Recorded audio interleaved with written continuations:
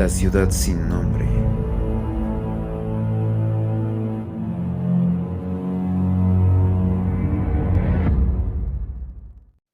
Antes de comenzar, no olvides regalarme un like y suscribirte al canal.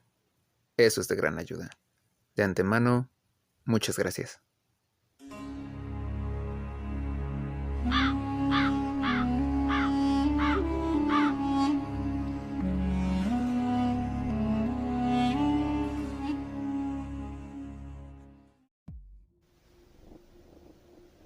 Cuando llegué cerca de la ciudad sin nombre, sabía que estaba maldita. Viajaba por un valle árido bajo la terrible luna, y de lejos vi que sobresalía misteriosamente por encima de las arenas como las partes de un cadáver sobresalen de una tumba maltratada.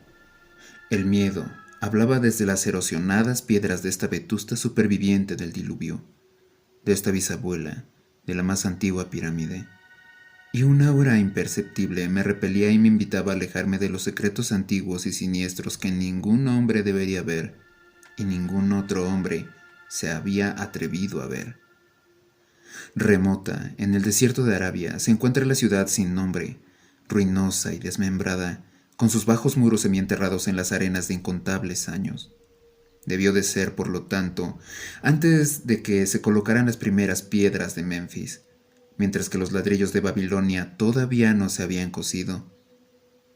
No hay leyenda tan antigua como para darle un nombre, o para recordar que estuvo siempre viva, pero se habla de ella en voz baja alrededor de fogatas, y las abuelas cuchichean sobre ella también en las tiendas de los jeques, de forma que todas las tribus la evitan sin saber muy bien la razón.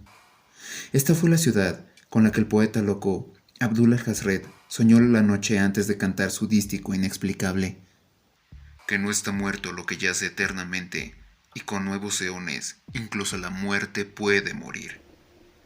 Debería haber sabido que los árabes tenían buenas razones para rehuir de la ciudad sin nombre, la ciudad contada en cuentos extraños, pero que no ha visto ningún hombre vivo. Sin embargo, yo los desafié, y penetré en el desierto con mi camello. Solo yo la he visto. Y es por eso que no hay otras caras como la mía con tales líneas horribles de miedo. ¿Por qué ningún otro hombre se estremece tan horriblemente cuando el viento de la noche sacude las ventanas? Cuando la descubrí, en la espantosa quietud del sueño interminable, me miró estremecida por los rayos de una luna fría en medio del calor del desierto. Y al devolverle yo su mirada, olvidé el júbilo de haberla descubierto, y me detuve con mi camello a esperar a que amaneciera. 4 horas esperé, hasta que el oriente se volvió gris, se apagaron las estrellas, y el gris se convirtió en una claridad rosácea orlada de oro. Oí un gemido, y vi que se agitaba una tormenta de arena entre las piedras antiguas.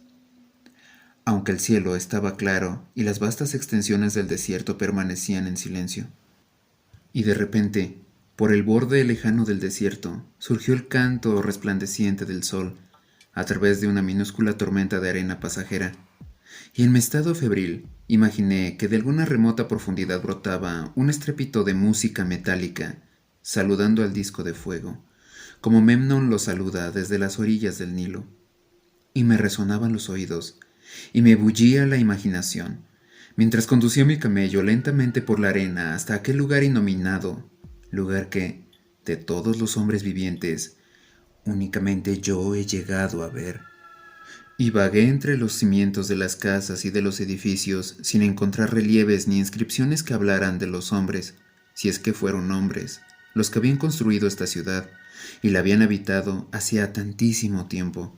La antigüedad del lugar era malsana, por lo que deseé fervientemente descubrir algún signo o clave que probara que había sido hecha efectivamente por los hombres. Había ciertas dimensiones y proporciones en las ruinas que me producían desasosiego. Llevaba conmigo numerosas herramientas y cavé mucho entre los muros de los olvidados edificios. Pero mis progresos eran lentos y nada de importancia aparecía.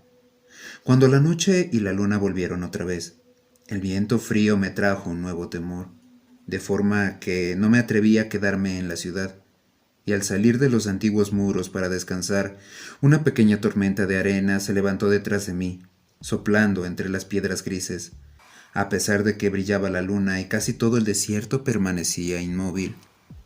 Me desperté justo al amanecer de un espectáculo de sueños horribles, y me resonó en los oídos como un tañido metálico. Vi asomar el sol rojizo entre las últimas ráfagas de una pequeña tormenta de arena que flotaba sobre la ciudad sin nombre, haciendo más patente la quietud del paisaje. Una vez más, me interné en las lúgubres ruinas que abultaban bajo las arenas como un ogro bajo su colcha, y de nuevo cavé en vano en busca de reliquias de la olvidada raza. A mediodía descansé y dediqué la tarde a señalar los muros, las calles olvidadas y los contornos de los casi desaparecidos edificios. Observé que la ciudad había sido efectivamente poderosa, y me pregunté cuáles pudieron ser los orígenes de su grandeza. Me representaba el esplendor de una edad tan remota que Caldea no podría recordarla, y pensé en Sarnath, la predestinada, ya existente en la tierra de Mnar, cuando la humanidad era todavía joven, y en Ib, excavada en la piedra gris antes de la aparición de los hombres. De repente, llegué a un lugar donde la roca del subsuelo emergía de la arena formando un bajo acantilado, y vi con alegría lo que parecía prometer nuevos vestigios del pueblo antediluviano. Toscamente talladas en la cara del acantilado, aparecían las inequívocas fachadas de varios edificios pequeños o templos achaparrados, cuyos interiores conservaban quizá numerosos secretos de edades incalculablemente remotas, aunque las tormentas de arena habían borrado hacía tiempo los relieves que sin duda exhibieron en su exterior. Muy bajas eran las oscuras aberturas próximas a mí, y estaban cegadas por las arenas, pero limpié una de ellas con la pala y entré a gatas, llevando una antorcha que me revelase los misterios que hubiera. Una vez en el interior, vi que la caverna era efectivamente un templo, y descubrí claros signos de la raza que había vivido y practicado su religión antes de que el desierto fuera desierto. No faltaban altares primitivos, pilares y nichos, todo singularmente bajo, y aunque no veía esculturas ni frescos, había muchas piedras extrañas, claramente talladas en forma de símbolos por algún medio artificial. Era muy extraña la baja altura de la cámara cincelada, ya que apenas me permitía estar de rodillas, pero el recinto era tan grande que la antorcha revelaba solo una parte. Algunos de los últimos rincones me producían temor, ya que determinados altares y piedras sugerían olvidados ritos de naturaleza repugnante e inexplicable que hicieron que me preguntara qué clase de hombres podían haber construido y frecuentado semejante templo. Cuando hube visto todo lo que tenía el lugar, salí gateando otra vez, ansioso por averiguar lo que pudieran revelarme los templos. La noche se estaba echando encima, pero las cosas tangibles que había visto hacían que mi curiosidad fuera más fuerte que mi miedo. Y no huí de las largas sombras lunares que me habían intimidado la primera vez que vi la ciudad sin nombre. En el crepúsculo, limpié otra abertura, y encendiendo una nueva antorcha me introduje a rastras por ella, y descubrí más piedras y símbolos enigmáticos, pero todo era tan vago como en el otro templo. El recinto era igual de bajo, aunque bastante menos amplio, y terminaba en un estrecho pasadizo en el que había oscuras y misteriosas hornacinas. Y me encontraba examinando estas hornacinas cuando el ruido del viento y mi camello turbaron la quietud y me hicieron salir a ver qué había asustado al animal. La luna brillaba intensamente sobre las primitivas ruinas, iluminando una densa nube de arena que parecía producida por un viento fuerte, aunque decreciente, que soplaba desde algún lugar del acantilado que tenía delante de mí. Sabía que era este viento frío y arenoso lo que había inquietado al camello, y estaba a punto de llevarlo a un lugar más protegido, cuando alcé los ojos, por casualidad, vi que no soplaba viento alguno en lo alto del acantilado. Esto me dejó asombrado, y me produjo temor otra vez, pero inmediatamente recordé los vientos locales y súbitos que había observado anteriormente durante el amanecer y el crepúsculo, y pensé que era cosa normal. Supuse que provenía de alguna grieta de la roca que comunicaba con alguna cueva, y me puse a observar el remolino de arena a fin de localizar su origen. No tardé en descubrir que salía de un orificio negro de un templo bastante más al sur de donde yo estaba, casi fuera de mi vista. Eché a andar contra la nube sofocante de arena en dirección a dicho templo, y al acercarme descubrí que era más grande que los demás, y que su entrada estaba bastante menos obstruida de arena dura. Habría entrado, de no ser por la terrible fuerza de aquel viento frío que casi apagaba mi antorcha. Brotaba furioso por la oscura puerta suspirando misteriosamente mientras agitaba la arena y la esparcía por entre las espectrales ruinas. Poco después empezó a amainar, y la arena se fue aquietando poco a poco, hasta que finalmente todo quedó inmóvil otra vez. Pero una presencia parecía acechar entre las piedras fantasmales de la ciudad, y cuando alcé los ojos hacia la luna, me pareció que temblaba como si se reflejara en la superficie de unas aguas trémulas. Me sentía más asustado de lo que podía explicarme, aunque no lo bastante como para reprimir mi sed de prodigios. Así que tan pronto como el viento se calmó, crucé el umbral y me introduje en el oscuro recinto de donde había brotado el viento. Este templo, como había imaginado desde el exterior, era el más grande de cuantos había visitado hasta el momento. Probablemente era una caverna natural, ya que lo recorrían vientos que procedían de alguna región del interior. Aquí podía estar completamente de pie, pero vi que las piedras y los altares eran tan bajos como los de los otros templos. En los muros y en el techo observé por primera vez vestigios del arte pictórico de la antigua raza.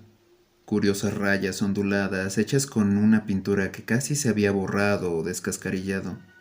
Y en dos de los altares vi con creciente excitación un laberinto de relieves curvilíneos bastante bien trazados.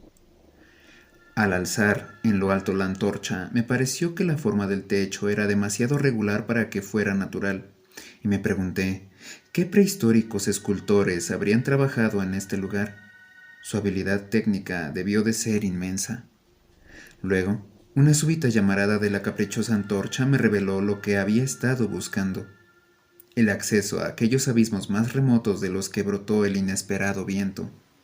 Sentí un desvanecimiento al descubrir que se trataba de una puerta pequeña, artificial, cincelada en la sólida roca. Metí la antorcha por ella y vi un túnel negro de techo bajo y abovedado que se curvaba sobre un tramo descendente de toscos escalones. Muy pequeños, numerosos y empinados. Siempre veré esos peldaños en mis sueños, ya que llegué a saber lo que significaban. En aquel momento no sabía si considerar los peldaños o meros apoyos para salvar una pendiente demasiado pronunciada. La cabeza me daba vueltas, agobiada por locos pensamientos, y parecieron llegarme flotando las palabras y advertencias de los profetas árabes, a través del desierto, desde las tierras que los hombres conocen a la ciudad sin nombre, y que no se atreven a conocer. Pero solo vacilé un momento, antes de cruzar el umbral y empezar a bajar precavidamente por el empinado pasadizo, con los pies por delante, como por una escalera. Solo, en los terribles desvaríos de la droga o el delirio puede un hombre haber efectuado un descenso como el mío. El estrecho pasadizo bajaba interminable como por un pozo espantoso, fantasmal, y la antorcha que yo sostenía por encima de mi cabeza no alcanzaba a iluminar las ignoradas profundidades hacia las que yo descendía. Perdí la noción de las horas y olvidé consultar mi reloj, aunque me asusté al pensar en la distancia que debía estar recorriendo. Había giros y cambios de pendiente. Una de las veces llegué a un corredor, largo, bajo y horizontal, donde tuve que arrastrarme por el suelo rocoso con los pies por delante, sosteniendo la antorcha cuanto daba de sí la longitud de mi brazo. No había altura suficiente para permanecer de rodillas. Después, me encontré con otra escalera empinada y seguí bajando interminablemente mientras mi antorcha se iba debilitando poco a poco, hasta que se apagó. Creo que no me di cuenta en ese momento, porque cuando lo noté, aún la sostenía por encima de mí como si me siguiera alumbrando. Me tenía completamente trastornado esa pasión por lo extraño y lo desconocido que me había convertido en un errabundo en la tierra y un frecuentador de lugares remotos, antiguos y prohibidos. En la oscuridad me venían al pensamiento súbitos fragmentos de mi amado tesoro de saber demoníaco, frases del árabe loco al-Hazret, párrafos de las pesadillas apócrifas de Damasius, sentencias infames del delirante Image du Monde de Gautier de Metz. Repetía citas extrañas y murmuraba cosas sobre Afrasiab y los demonios que bajaban flotando con él por el Oxus. Más tarde, recité una y otra vez la frase de uno de los relatos de Lord Dunsany, la sorda negrura del abismo. En una ocasión en la que el descenso se volvió asombrosamente pronunciado, repetí con voz monótona un pasaje de Tomás Moro, hasta que tuve miedo de recitarlo más. Un pozo de tinieblas negro tomó un caldero de brujas, lleno con drogas lunares en eclipse destiladas. Al inclinarme a mirar si podía bajar el pie por ese abismo, vi, abajo, hasta donde alcanzaba la mirada, negras paredes lisas como el cristal, recién acabadas de pulir, con ese tono oscuro que el trono de la muerte derrama por sus bordes viscosos. El tiempo había dejado de existir por completo cuando mis pies tocaron nuevamente un suelo horizontal y llegué a un recinto algo más alto que los dos templos anteriores que, ahora, estaban a una distancia incalculable por encima de mí. No podía ponerme de pie, pero podía enderezarme arrodillado en la oscuridad, y me arrastré y gateé de un lado al otro al azar. No tardé en darme cuenta de que me encontraba en un estrecho pasadizo en cuyas paredes se alineaban numerosos estuches de madera con frente de cristal. El descubrir, en semejante lugar paleozoico y abismal, objetos de cristal y madera pulimentada me produjo un estremecimiento, dadas sus posibles implicaciones. Al parecer, los estuches estaban ordenados a lo largo del pasadizo a intervalos regulares, y eran oblongos y horizontales, espantosamente parecidos a ataúdes por su forma y tamaño. Cuando traté de mover uno o dos a fin de examinarlos, descubrí que estaban firmemente sujetos. Vi que el pasadizo era largo y seguí adelante con rapidez, emprendiendo una carrera a cuatro patas que habría parecido horrible de haber habido alguien observándome en la oscuridad. De vez en cuando, me desplazaba a un lado y al otro para palpar mis alrededores y cerciorarme de que los muros y las filas de estuches seguían todavía. El hombre está tan acostumbrado a pensar visualmente que casi me olvidé de la oscuridad, representándome el interminable corredor monótonamente cubierto de madera y cristal como si lo viese. Y entonces, en un instante de indescriptible emoción, lo vi. No sé exactamente cuándo lo imaginado se fundió a la visión real, pero surgió gradualmente un resplandor delante de mí, y de repente me di cuenta de que veía los oscuros contornos del corredor y los estuches a causa de alguna desconocida fosforescencia subterránea. Durante un momento todo fue exactamente como yo lo había imaginado, ya que era muy débil la claridad, pero al avanzar maquinalmente hacia la luz cada vez más fuerte, descubrí que lo que yo había imaginado era demasiado débil. Esta sala no era una reliquia rudimentaria como los templos de arriba, sino un monumento de un arte de lo más magnífico y exótico. Ricos y vívidos y atrevidamente fantásticos dibujos y pinturas componían una decoración mural continua cuyas líneas y colores superarían toda descripción. Los estuches eran de una madera extrañamente dorada, con un frente de exquisito cristal, y contenían los cuerpos momificados de unas criaturas que superarían en grotesca fealdad los sueños más caóticos del hombre. ¿Es posible dar una idea de estas monstruosidades?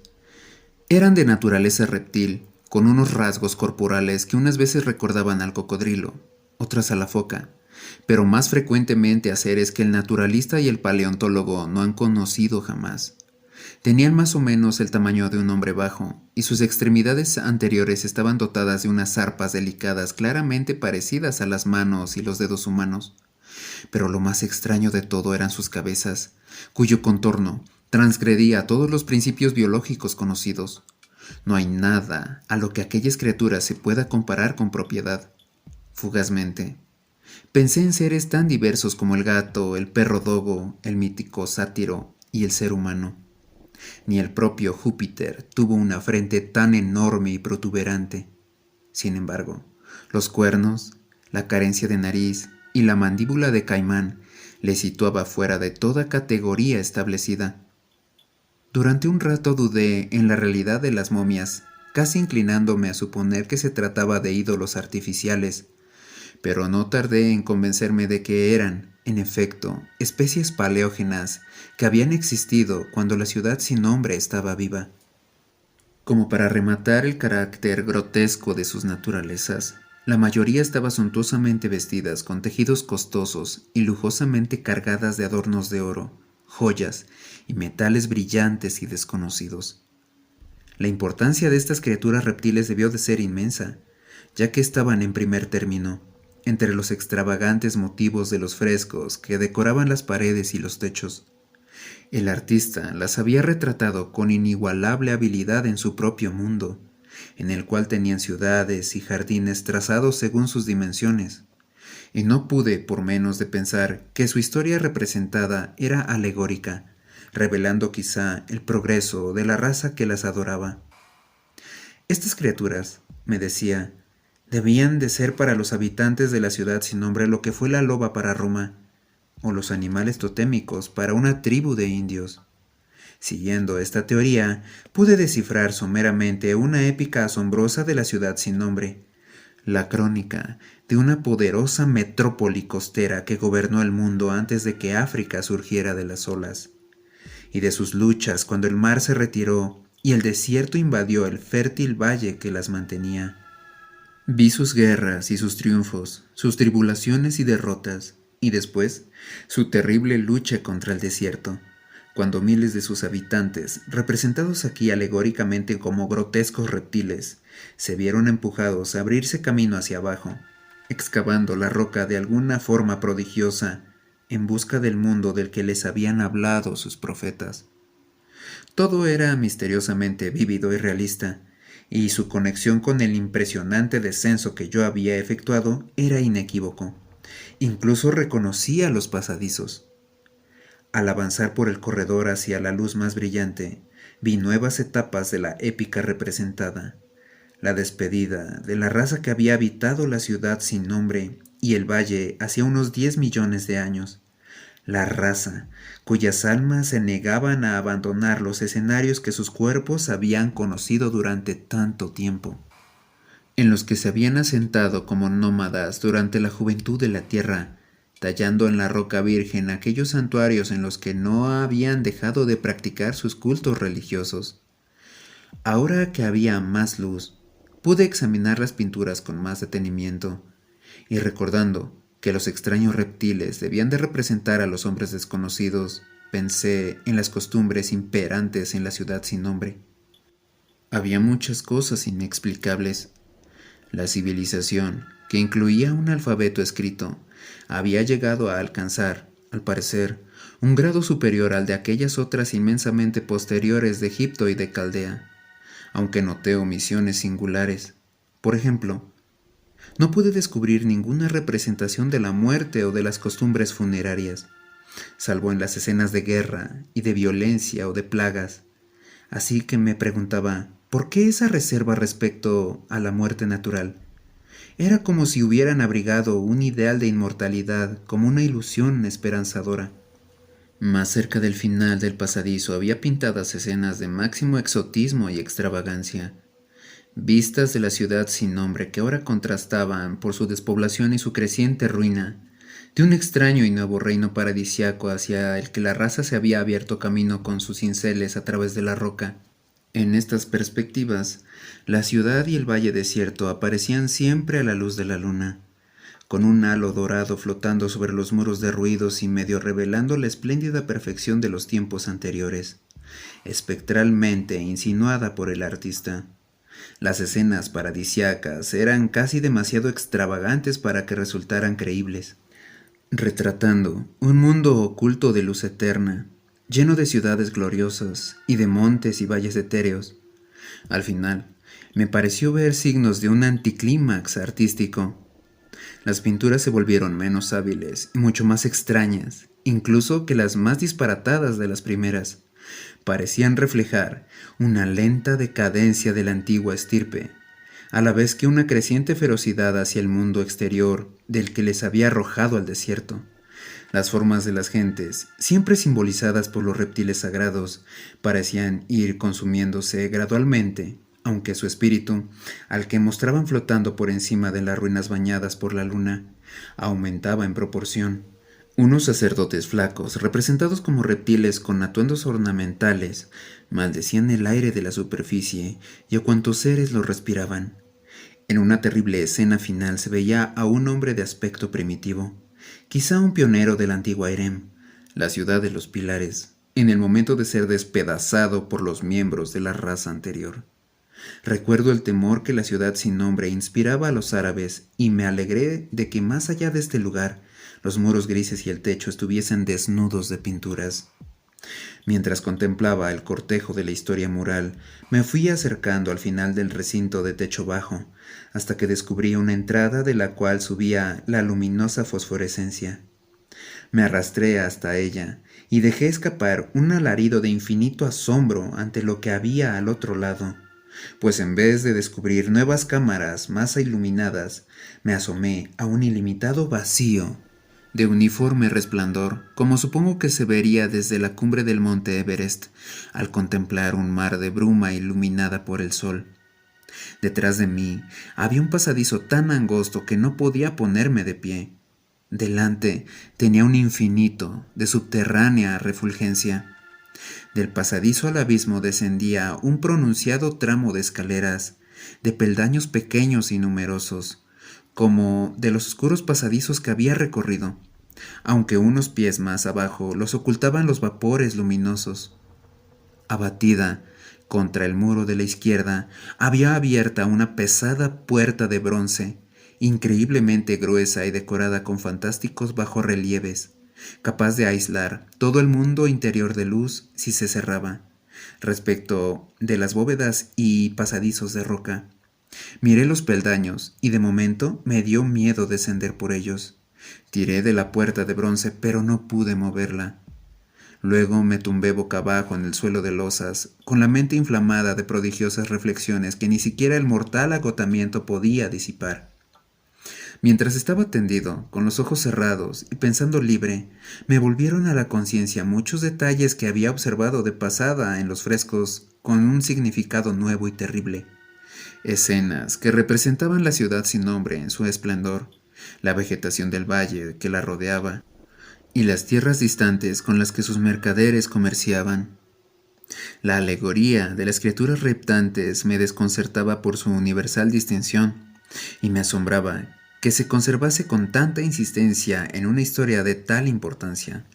En los frescos se representaba la ciudad sin nombre, guardando la debida proporción con los reptiles. Me preguntaba cuáles serían sus proporciones reales y su magnificencia, y medité un momento sobre determinadas peculiaridades que había notado en las ruinas. Me parecía extraña la escasa altura de los templos primordiales y del corredor del subsuelo, tallado, indudablemente, por deferencia a las deidades reptiles que ellos adoraban, aunque, evidentemente, obligaban a los adoradores a reptar. Quizá los mismos ritos comportaban esta imitación de las criaturas adoradas. Sin embargo, ninguna teoría religiosa podía explicar por qué los pasadizos horizontales que se intercalaban en ese espantoso descenso eran tan bajos como los templos, o más, puesto que no era posible permanecer siquiera de rodillas. Al pensar en las criaturas reptiles, cuyos espantosos cuerpos momificados tenía tan cerca de mí, sentí un nuevo sobresalto de terror. Las asociaciones de la mente son muy extrañas, y me encogí ante la idea de que, salvo el pobre hombre primitivo despedazado en la última pintura, la mía era la única forma humana en medio de las numerosas reliquias y símbolos de vida primordial. Pero con mi extraña y errabunda existencia, en general, el asombro se imponía a mis temores, pues el abismo luminoso y lo que podía contener planteaban un problema valiosísimo para el más grande explorador. No me cabía duda de que al pie de aquella escalera de peldaños singularmente pequeños había un mundo extraño y misterioso. Esperaba encontrar allí los recuerdos humanos que las pinturas del corredor no me habían podido ofrecer. Los frescos representaban ciudades y valles increíbles de esta región inferior, y mi imaginación se demoraba en las ricas ruinas que me esperaban. Mis temores, efectivamente, se relacionaban más con el pasado que con el futuro.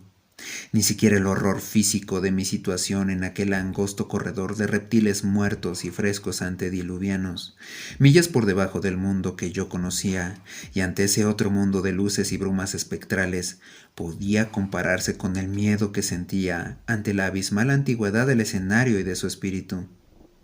Una antigüedad tan inmensa que empequeñecía todo cálculo y parecía mirar de soslayo sobre las rocas primordiales y los templos tallados de la ciudad sin nombre. mientras que los últimos mapas asombrosos de los frescos mostraban océanos y continentes que el hombre ha olvidado, cuyos contornos eran vagamente familiares. Nadie sabía qué podía haber sucedido en las edades geológicas, ya que las pinturas se interrumpían y la resentida y rencorosa raza había sucumbido a la decadencia. En otro tiempo, estas cavernas y la luminosa región que se abría más allá habían hervido de vida. Ahora me encontraba solo entre estas vívidas reliquias y temblaba al pensar en los incontables siglos durante los cuales dichas reliquias habían mantenido una vigilia muda y abandonada. De pronto me invadió nuevamente aquel agudo terror que de cuando en cuando me asaltaba desde que había visto el terrible valle y la ciudad sin nombre bajo la fría luna. Y a pesar de mi cansancio, me sorprendía a mí mismo incorporándome frenéticamente y mirando hacia el oscuro corredor, hacia los túneles que subían al mundo exterior. Me dominó el mismo sentimiento que me había hecho abandonar la ciudad sin nombre por la noche, y que era tan inexplicable como acuciante. Un momento después, sin embargo, sufrí una impresión aún mayor en forma de un ruido definido. El primero que quebraba el absoluto silencio de estas profundidades sepulcrales. Fue un gemido bajo, profundo, como de una multitud lejana de espíritus condenados, y provenía del lugar hacia donde yo miraba. El ruido fue creciendo, y no tardó en resonar de forma espantosa por el bajo pasadizo. Al mismo tiempo, tuve conciencia de una corriente de aire frío, cada vez más fuerte, idéntica a la que brotaba de los túneles y barría la ciudad. El contacto de ese viento pareció devolverme el equilibrio, porque al instante recordé las súbitas ráfagas que se levantaban en torno a la entrada del abismo en el amanecer y el crepúsculo, una de las cuales efectivamente me había revelado los túneles secretos. Consulté mi reloj y vi que faltaba poco para amanecer, así que me preparé para resistir el vendaval que regresaba a su caverna, del mismo modo que había salido al atardecer. Mi miedo disminuyó otra vez, ya que un fenómeno natural tiende a disipar las lucubraciones sobre lo desconocido. Cada vez entraba con más violencia el quejumbroso y aullante viento de la noche, precipitándose en el abismo subterráneo. Me dejé caer de nuevo boca abajo y me agarré vanamente al suelo, temiendo que, en efecto, me iba deslizando por el suelo hacia el abismo.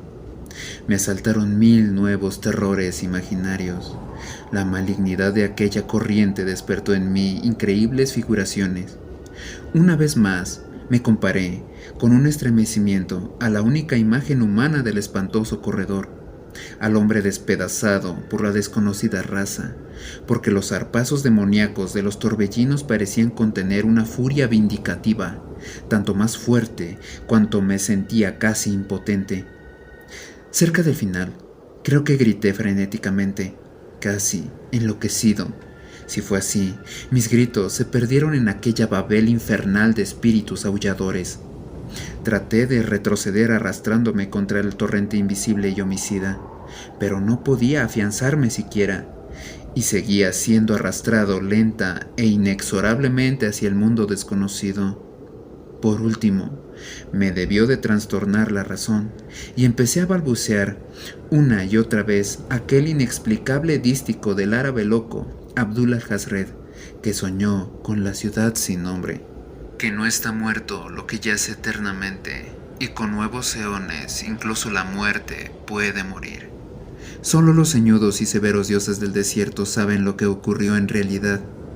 Qué forcejeos y luchas sostuve en la oscuridad, o qué Abadón me guió de nuevo la vida, donde siempre habré de recordar y estremecerme cuando sopla el viento de la noche, hasta que el olvido o algo peor me reclame. Fue monstruoso, inmenso, antinatural, muy lejos de cuanto hombre pueda concebir, salvo en las primeras horas silenciosas y detestables de la madrugada, cuando uno no puede dormir.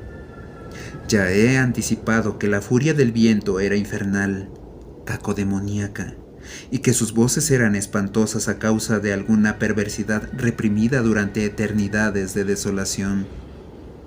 Luego, Estas voces, aunque delante de mí seguían siendo caóticas, imaginó mi cerebro, enfebrecido, que adoptaban forma articulada detrás, y allá, en la tumba de unas antigüedades muertas hacia innumerables ebos, leguas debajo del mundo diurno de los hombres, oí horribles maldiciones y gruñidos de demonios de extrañas lenguas. Al volverme, vi recortarse contra el éter luminoso del abismo lo que no podía verse en la oscuridad del corredor. Una horda pesadillesca de seres que se precipitaban, de demonios semitransparentes distorsionados por el odio, grotescamente ataviados y pertenecientes a una raza que nadie habría podido confundir, la de las criaturas reptiles de la ciudad sin nombre.